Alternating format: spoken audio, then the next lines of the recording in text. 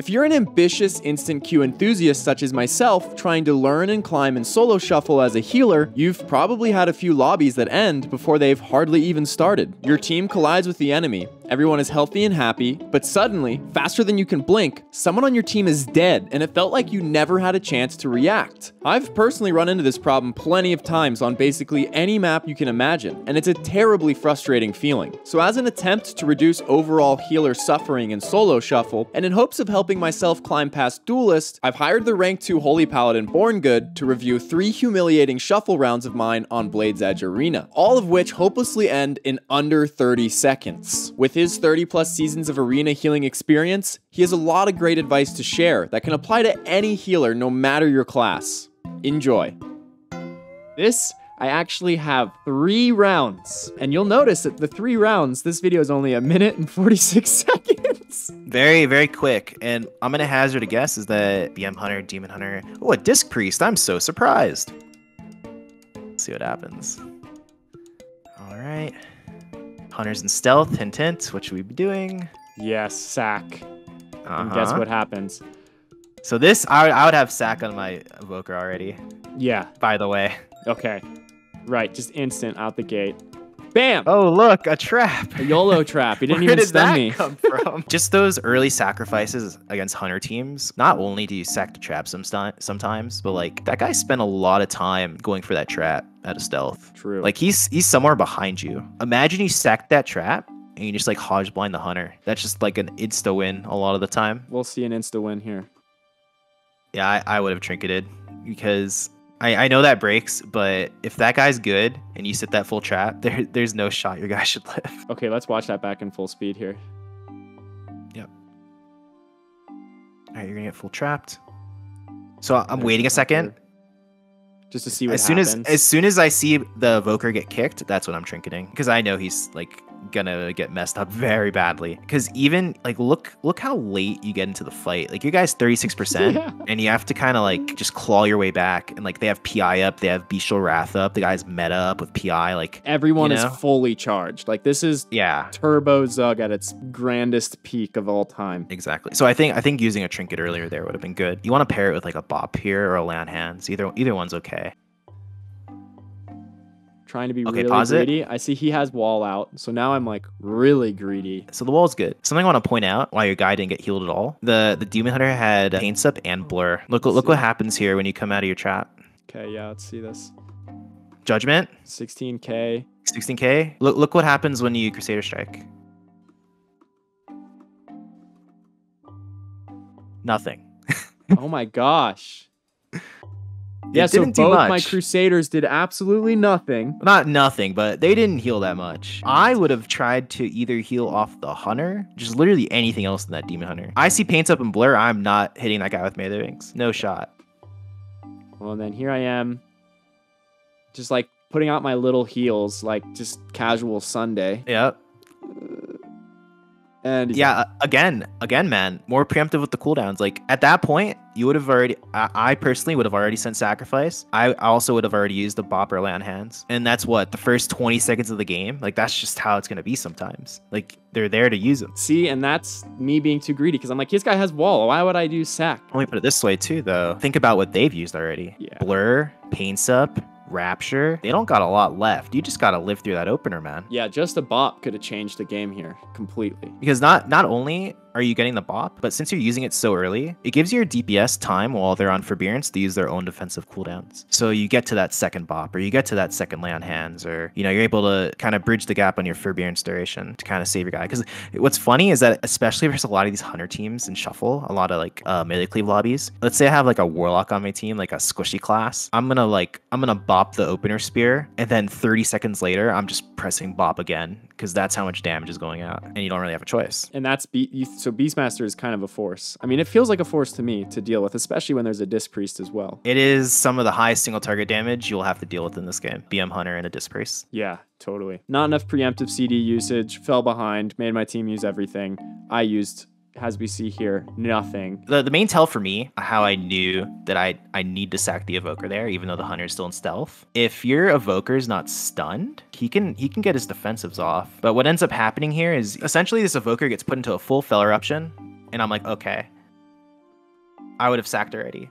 Now, what you want to think about is that if you sack there on the first stun, if they try and kill this guy in a DR stun, it's probably not going to work because he'll be able to get his own defensives off. The evoker will, or whoever it is. So getting a cooldown on the full stun, because that could have been a kidney shot, any type of stun, right? And I would be sacking there. And then, yeah, here it is, just the grand fall as I'm just putting out my little dainty heals, trying to be all delicate-like, and then it's over. The global usage could definitely be better, but that's, you know, it just happens sometimes. Well, you get to see it 2 more times in the same lobby. I hope you're excited. Perfect. let's roll it. Here I would be dismounted, getting 5 holy power, right? Yep. Okay. All right, pause it. Yep. Tip the scales. That is the evoker. He's ready to one-shot you. Yeah. Your guy hasn't used like any walls or anything yet. Yeah. I would just be putting out sacrifice and moving in with my melee wings here. Even if you just attack the demon hunter for a second, sometimes they kind of waste their blur trying to think that they're like, you know, stopping your healing. But you can just swap targets. So in this situation, would you be double beacon or single beacon yet again? Double beacon, and I would have actually had one on myself. Evokers are really good at killing holy paladins, actually. It's the deep breath. If you don't have save by the light for like the big combo they can do, you can get one shot sometimes and have to bubble. So I would have had 1 beacon on myself and 1 on the shaman here. Yeah, I have no idea what you're talking about as far as that combo goes, to be honest. I've never experienced that. There, you see? You see what's happening? Yeah, I know, I'm just joking. Okay. All right, so that's what I'm talking about. Potentially, you could have had sack on this guy, you know, you could have had a beacon on yourself. There was no way he was going to kill you or the other guy, right? Like, at this point, yeah, you should have sack up, you should have melee wings up, and you should just be going. What I'm noticing a lot in these rounds, that you're kind of dying really fast, that preemptability is just really important. Yeah, just kind of reading the tempo of the match. It's like clearly things have ramped up, right? You pointed it out. You acknowledged when things started. Right here, bam. Look, the match has started. Tip the scales and Dragon Rage. Yeah. Their main offensive abilities. Oh my gosh. And we literally are just the airway, the runway strip right here. Perfect for this guy. Just ready to take off. They like this map, but they don't like this map. If you ever want to mess with an evoker, stand on ramps. They cannot deep breath you. Okay, so there we go. There we go. Yet another Turbo Zug round with me just being dainty, being delicate, hanging out in the back. I mean, you got a big heal off, but yeah, I mean, it's just not only the preemptive cooldown trading, but just cooldown trading. Just knowing when your team's gonna be in trouble. It's just recognizing those situations. Because like right here, I mean, it's just like it goes from everyone being top to us being dead, and if I don't have my judge ready and beacons on the right target, it's like totally over or sack. Yeah, you know. Like, if I'm at this dire point, I'm just slamming lay on hands, essentially. Quick interruption. If you're enjoying this video so far, I would greatly appreciate you letting me know why down below in the comments. To help other people see this video as well, please leave a like and subscribe for more. Thanks so much. Okay, well, we have one more. Let's do it. So, yeah, that's one thing. You gotta be nice to your healers, bro, or you're not gonna get any Qs. It's true. I like that freedom. That was a good freedom. Really good, actually. Get the DH ready. But like here it is. Now again frozen. Go sack. go back a little bit. Yep. Pause it. Yeah. Like go before combat starts. I wanna see the opener there real quick. I wanna see if there was any tells to get an early sacrifice off. Not really. But the holy power, freedom. Yeah. So if you pause it, I would not have sacked yet. Okay. Here's kind of the problem though. Yeah. Your demon hunter is over there. There wasn't really much you could do about that because you were kind of hanging with your shaman. When I see the game starting out like this, I'm just getting ready to lay on hands the guy. With follow up with the sack then? Yeah, that's how high the damage is. Like, he might not even get attacked here, but like, if you're in a 3k lobby and you're that demon hunter over there, yeah, that evoker is just gonna one-shot him. So let's see what happens.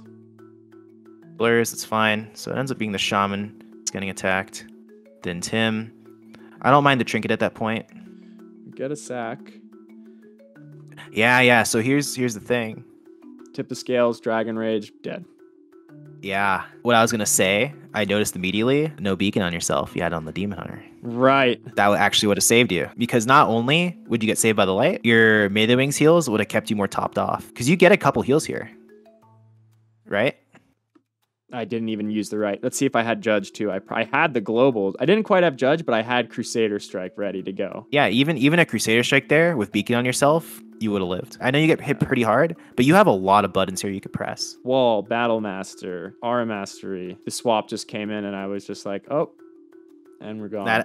That'll happen a lot, man, with melee doings. You know, you kind of get caught out in the middle, and you can get punished pretty hard. So it's just that lack of sack. It's just the button pressing. The button. You gotta get those buttons out. I swear. Right. Clearly, this is a fast tempo round, so it's like I just need to start using it. And that's kind of the advice I would give. Like all of these rounds you've showed, all of these lobbies, just use your buttons faster. I promise. It'll work out. And if it doesn't, you just go next. And it's not easy. This is one of the toughest seasons as a healer in Arena that's ever existed. Like, let's be straight up. Okay, it's not easy. Giving yourself the extra chance, using your cooldowns very quickly, especially in a shuffle environment, is good. Yeah, that's kind of the key takeaway for me. Use your cooldowns faster, and yeah, just don't be afraid to use them. You might win. I just wanted to touch on a couple, like, some housekeeping details in shuffle with the Holy Paladin. Something I noticed in a lot of these rounds, you don't get your crowd control used because of how fast everything's going. So something I look for a lot of the time is if there's no DPS near me to get hodged or blinded, I am using Freedom Divine Steed and I am just running in. The reason I do this is because, let's say the hunter wants to trap you, right? Do you think that demon hunter is gonna break it like he does 5 seconds into the round? So as soon as you generate that holy power, I'm remounting or divine steeding in. I'm just making sure I'm getting closer to my team, because not only is CC more likely to break, you can even get that sacrifice off. So that's something I wanted to make sure I covered there, is that sometimes it's good to be aggressively positioned. Sometimes it's not. And then the other thing I wanted to cover is versus Disc Priest. There's something interesting with their spec. You can play sometimes Cleanse the Weak and AoE Dispel their Purge the Wicked, which is their Shadow or Pain. And what that's gonna do, it's actually gonna shut down their damage by